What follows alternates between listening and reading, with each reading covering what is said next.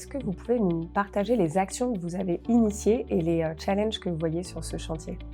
Alors, le contrôle interne est intervenu également à différents niveaux sur ce projet.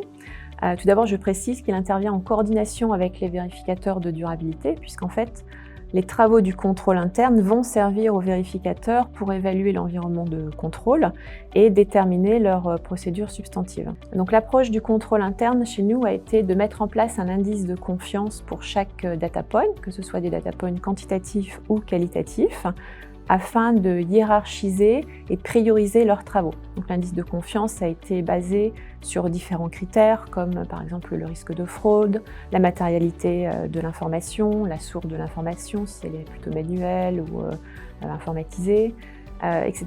Donc, l'objectif était de prioriser les actions. Ensuite, le contrôle interne a également fait beaucoup de pédagogie auprès des parties prenantes internes qui n'étaient pas forcément toutes habituées à ces notions d'environnement de contrôle, de première ligne et de deuxième ligne de défense. Le contrôle interne informatique également intervient pour évaluer l'environnement de contrôle des applications qui sont utilisées pour fournir toutes ces données.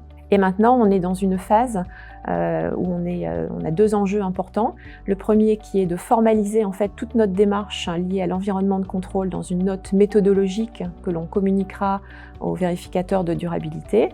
Et puis après, continuer à identifier les activités de contrôle, les designer pour celles qui manquent, les déployer et organiser la campagne d'auto-évaluation pour les prochaines années, au même titre que les campagnes d'auto-évaluation sur les autres thématiques.